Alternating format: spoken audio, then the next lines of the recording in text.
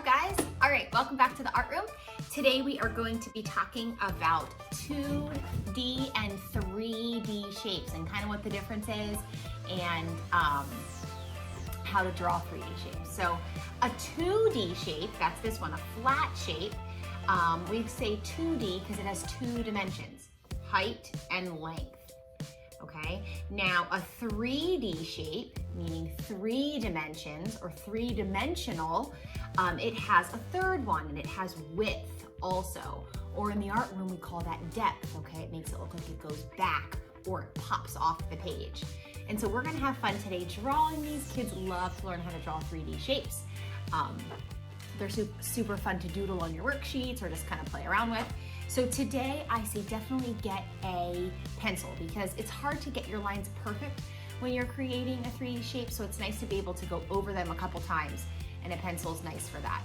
I'm gonna do mine in Sharpie just so you can see it. So here's one I was doodling on, like I was saying before. Being able to draw them and practice and stuff is fun, and you can use those different shapes to create different things like vases or a cake or blocks or whatever you got. So, all right. These are the ones we're gonna try out today. We're gonna learn a term that's called an ellipse, and that's these flattened looking circles that are on the cone and on the cylinder. Oh, my pyramid is blocked. There we go. Okay. We're gonna practice drawing those, and then we're also gonna be drawing a cube, a rectangular prism, and a pyramid. All right, so go grab a pencil and a piece of paper and come back and we'll do some drawing. All right, I'm gonna start off by drawing a 3-dimensional square, which is called a cube. And so the way I do that is I'm gonna try and do it with pencil and see if you guys can still see it. So I'm gonna make a square, and you can see, I always go over my line. Yeah, looks like you can see that. Okay, so, and then when the line is good, when I think it's even, then I can darken it up. So like those lines look like a square, so now I'll darken them up. Okay? And then when I go to make the back of the square, or the width that shows the depth, makes it look like it pops out, I am going to add diagonal lines from each of these 3 corners to make it looks like it goes back. So I want these diagonal lines to be parallel, meaning that they never touch each other. So they're gonna continue to walk the exact same way, like they're walking together, but they never will intersect. Okay, so maybe that's a little confusing. So when I make this line, I want it to be exactly the same as this one. And this is the same too. So they go like that. And then I have to see, are those right? Yeah, okay, so now I'm gonna make a parallel line with this one. So I want it to be exactly like this one. I don't want it to go this way or this way. I want it to be the same as this line. Kind of make a couple of them until I think it looks right. And same with this. And then when I think it's right, darken it up. Cool, I think you guys can see that on there. Okay, so there's my cube, that's my 3-dimensional box. Other people I've seen draw like this, that looks like a box that's not see-through or clear. If you wanted to show the inside of it, I've seen kids do it like this, where they make the square. Then you put another square overlapping that square, where the corners go overlap or over top of each other here. And then you have all of your points touch each other, or you put a line in between them all. So I'm gonna make these 2 meet, these 2 meet, these 2 meet, and these 2 meet.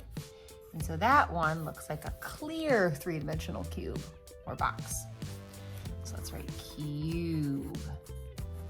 And this is just a practice page. So if I make one and it doesn't work, and let's say I'm trying to make it look 3D and I kind of mess it up, and I don't love that one. Oh well, we're just practicing. Moving on, I'll try and make new lines. Let's see if these lines will work better. Yeah, and you could always have your diagonal lines, those parallel lines, go this way instead, if you'd rather that to make your or your cube, either way. I always have mine go that way. It just feels more normal to me, but it could go this way too. And then you can fill it in however you want with color. We're not really gonna talk about shading or value during this lesson. We're just kind of trying to create the cube. But you can always color in each one of these faces, which are the different sides of the cube, different colors, which would be kind of cool, depending on where the shadow would be. Okay, let's move on to the cylinder. A cylinder is kind of tricky. This is the shape of a cylinder, this little jar of Play-Doh. So this top part of the cylinder is a perfect circle. But when you're looking at it, which is hard to show you in this type of video, when you're looking at it, you can never really see the full circle. It's usually a flattened looking circle. So if you look at this angle right here, you can see the top of it, but it's smushed, okay? So it's like an oval. We call that an ellipse, a flattened circle. It's also curved looking down here.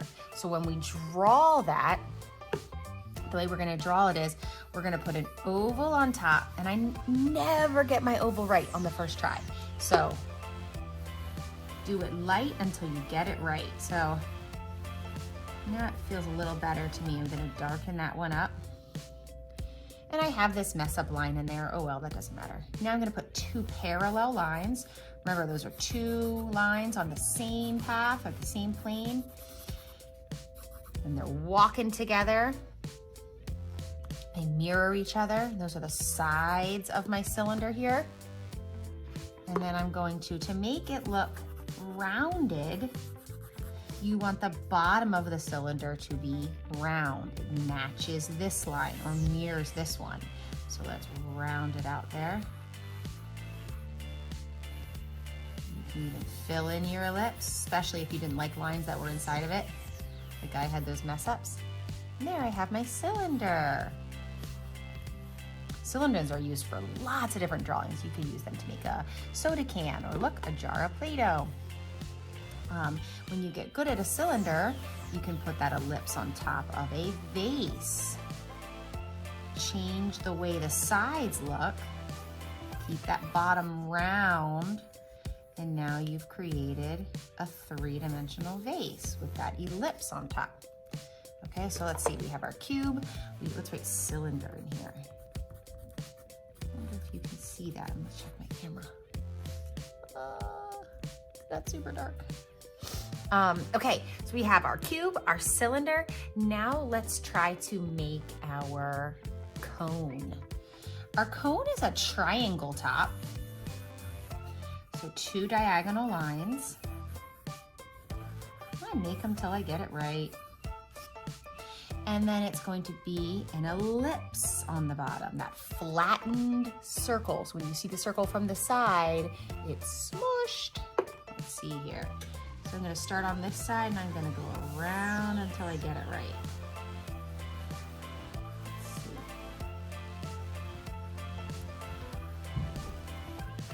There we go. Now I have my cube. No, this is Ash, it's not a cube. This is a cone. If your cone is not see-through, you might not be able to see that back side of the cone. So maybe it's a cone like this, where it's just a rounded part there at the bottom. And you would make it look three-dimensional by your shading. I'd make it darker on one side and then lighter to the other, depending on where the light source is coming. Okay, so we have our cone, our cylinder, our cube. Now let's try out the pyramid. It's very similar to the cone. It's pointy like that. It's similar to a triangle. 2D shape, so we'll make our triangle.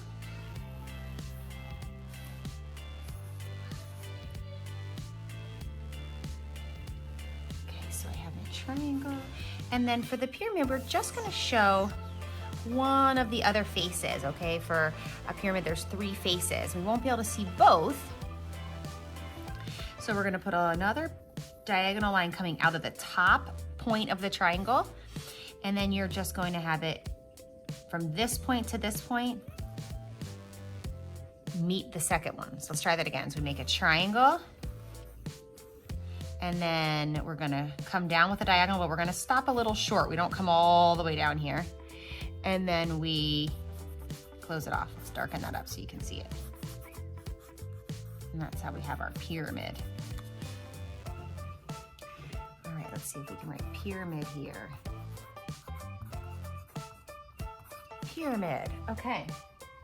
Alrighty, let's see, what are we missing? We're missing the rectangular prism. So this is how you do a rectangle 3D. So you're gonna make a rectangle first, 2 long sides, right? And 2 shorter sides. And then you're gonna do the same thing that you did with the cube. You're gonna put 3 diagonal lines coming off of the points. Let's go this way this time. So we have a diagonal line here, a diagonal line here, and a diagonal line here. And then you close them off with lines that are parallel to all of these. Let's see here. Close you off, close you off. Now I have a rectangular prism, which is a 3D rectangle. Rectangular prism. I've also heard it called a cuboid. Okay, rectangular prism. So now it's time for you to play around with it. Yours doesn't need to look like mine, just have fun. Maybe you can create all different types of shapes on here. I'll make a couple more shapes too.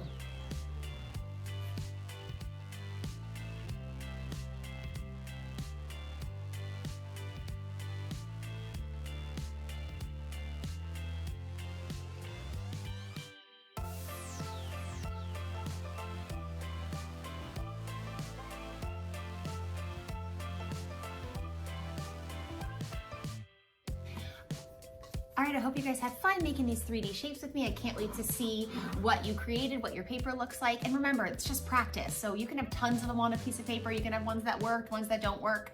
And I like to see lots of lines. So like I was showing, it takes a lot of ellipses for mine to look right. Or it takes a lot of straight lines to get them parallel, to get them the way I want. So that's cool. I want to see that. That's kind of like in math class where you have to show your work. That's the same for an art class. We want to show our work, show our mistakes so we can see where we've grown from.